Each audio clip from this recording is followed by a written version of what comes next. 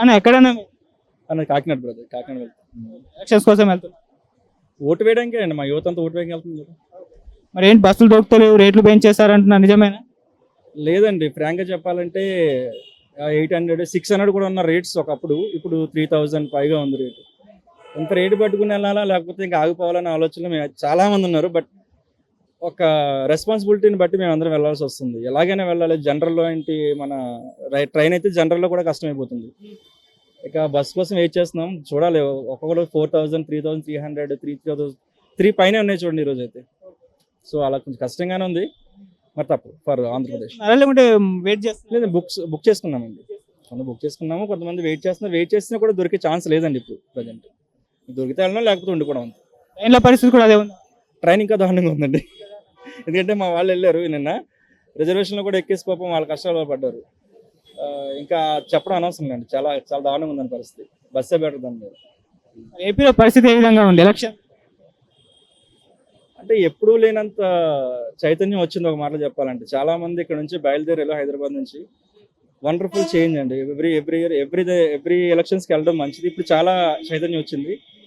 Maybe voting చాలా బాగా జరుగుతుంది నేను అనుకుంటున్నాను.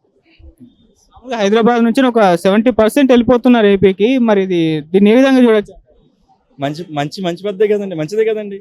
అందరిలో ఒక అవేర్నెస్ వచ్చింది, వెళ్ళాలి, చెయ్యాలి, మన ఓటు మనం ఎంచుకోవాలి, మన లీడర్ మనం సెలెక్ట్ చేసుకోవాలని ఒక మంచి అవేర్నెస్ వచ్చింది కదా. చాలా బెటర్ అండి. ఫ్యూచర్ బాగుంటుంది అని మా పిల్లలు కానీ మా భవిష్యత్తు బాగుంటుందని మేము అనుకుంటున్నాం. ఏపీలో అంటే పరిస్థితి చూసుకుంటే ఎవరు వచ్చే ఛాన్స్ ఉందంటారు, మీ ఒపీనియన్? నో అండి, అది అసలు చెప్పలేము మనం. ఎందుకంటే చాలా మంది తెలుగుదేశం వైపు ఉన్నారు, చాలా మంది వైసీపీ వైపు ఉన్నారు. కాకపోతే లబ్ధి పొందింది వైసీపీ నుంచి కాబట్టి దాని వైపు ఎక్కువ ఉంటుందేమో అని నా అభిప్రాయం. నాకు తెలియదు, నేను ఎక్కువ ఉన్నాను కాబట్టి. అలాగే మోస్ట్ హ్యాపెనింగ్ అంటే పిఠాపురం నియోజకవర్గం ఒక హాట్ టాపిక్ అయిపోయింది. అక్కడ పవన్ కళ్యాణ్ గారి పరిస్థితి మనకి గెలిచే అవకాశం ఉందంటారు, మీ ఒపీనియన్? ఏమో అన్న, మా ఫ్రెండ్స్ నుంచి నేను విన్న దాని ప్రకారం ఆయన గెలుస్తారని విన్నాను నేను. అయితే వాళ్ళందరూ నేను ఆయనకేస్తాను, మా పవన్ కళ్యాణ్కి వేస్తానని చెప్తున్నారు. ఆయన కూడా గత 15 సంవత్సరాలు చాలా మారారు, చాలా ఎక్స్పీరియన్స్ సంపాదించారు. Wait for see, hope for the best అంతే. థ్యాంక్ యూ సో మచ్ అన్న. ఆంధ్ర కాకినాడ ఏపీ. కాకినాడ ఏపీ. బస్సులు దొక్కుతున్నాయి అంటే బస్సులు దొక్కుతలేవు, రేట్లు పెంచేశారు. రేట్లు పెంచడానికి బస్సులో ఫ్రీ అయ్యారండి మాకు.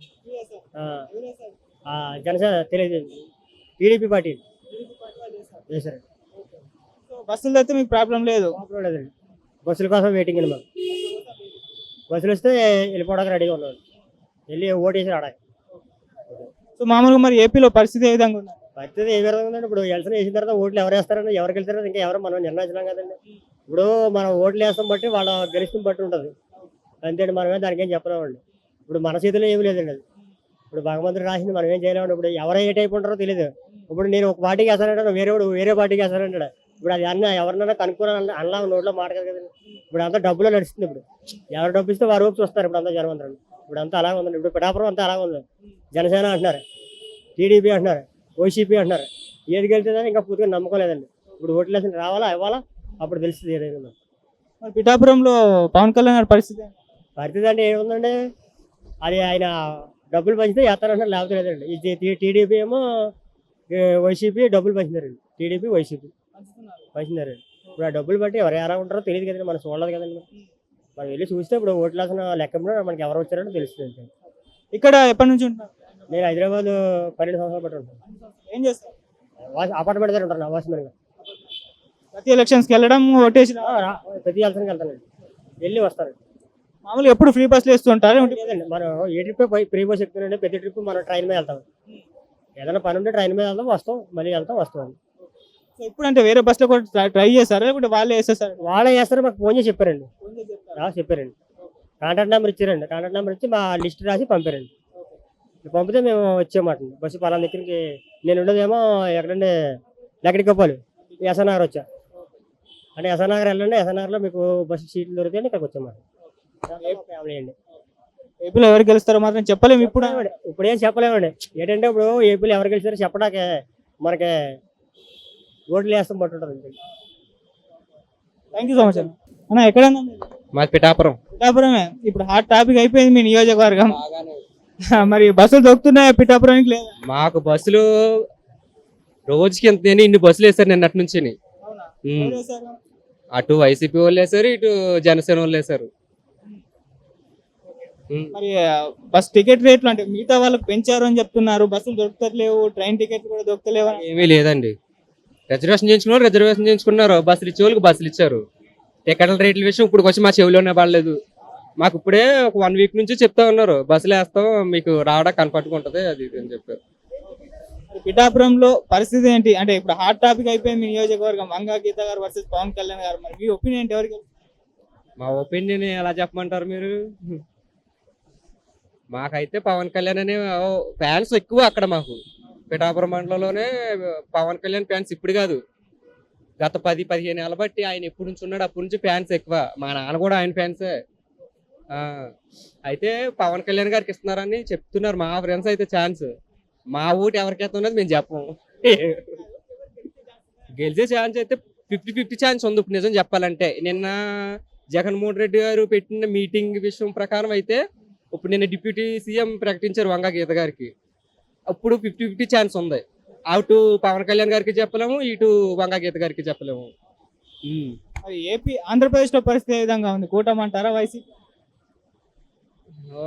అది కూడా 50-50. అటు కూటమికి 50 ఛాన్స్ ఉంది, జగన్ గారికి 50 ఛాన్స్ ఉంది. ఇప్పుడు మీకు జగన్ గారు అన్నా సరే అభివృద్ధి చేయలేదనే కానీ ఉన్న పథకాలన్నీ కూడా బాగానే అప్పచెప్పారు ఆయన.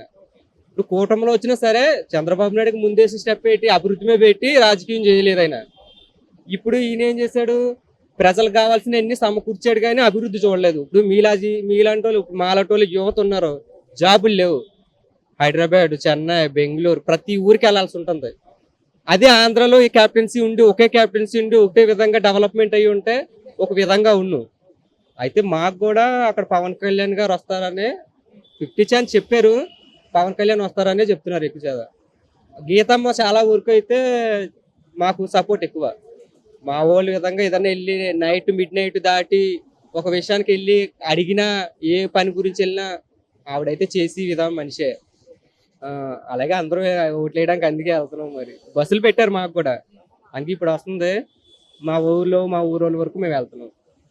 జాబ్ లో కొరకు పక్క రాష్ట్రాలు వెళ్ళాల్సి వస్తుందని అంటున్నారు, మరి ఎవరు వస్తే మీరు మీ రాష్ట్రంలోనే జాబులు చేసుకోవాలి? ఇప్పుడు సిటీ ఉన్నది, ఇప్పుడు తెలంగాణకి సిటీ ఏది? హైదరాబాద్ మెయిన్ సిటీ ఉంది, ఇది ఒకటే తెలంగాణకి.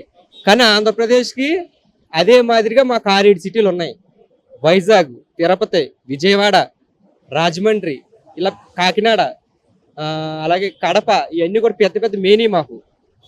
అయితే వైజాగ్ ఇదే మాదిరిగా డెవలప్ అయి ఉంది. ఇప్పుడు ఆయన చెప్పి 3 క్యాప్టెన్స్లో అది వైజాగ్ ప్రకటించేశాడు. అయితే ఏంటంటే ఇతను ఒక దిక్కునే పాలన సాగిందాం, ఒక దిక్కునే హైదరాబాద్ లాగా డెవలప్ చేద్దామా నీకు దీనికి ఉంది చంద్రబాబు నాయుడు గారికి, మన కూటమి అభ్యర్థులందరికీ. ఇతను విశాఖ నుంచి తర్వాత రాజధాని కింద పెట్టి అక్కడ అభివృద్ధి చేసి ఉన్నదే కదా, మళ్ళీ కొత్తగా పెట్టుబడులు తెచ్చి ఏం పెట్టి సాధిద్దాం అనే విధంగా ఇప్పుడు ఈయన ఉన్నాడు. అంతే, ఇంకా అక్కడ ఏమీ లేదు. కొట్టుకోవడానికి ఏమీ లేదు, తిట్టుకోవడానికి ఏమీ లేదు. ఇప్పుడు నేను తిట్టేస్తే వాళ్ళకి వినపడవు, కొట్టేసినా వినపడవు వాళ్ళకి. అర్థమైందా? ఇప్పుడు అడిగిన వీటికి ప్రశ్న నేను చెప్పాను. ఇప్పుడు మా ఊడు నేను తన్నేసుకున్నా, ఆడు పవన్ కళ్యాణ్ నువ్వు జగన్ అన్నా సరే వాళ్ళకి ఏం పోదావు. మా ఓటేయడం నచ్చిన వాళ్ళకి నెగ్గి వాళ్ళు నెగ్గుతారు, పాలన సాగిస్తారు, అంతే. Thank you so much. Okay.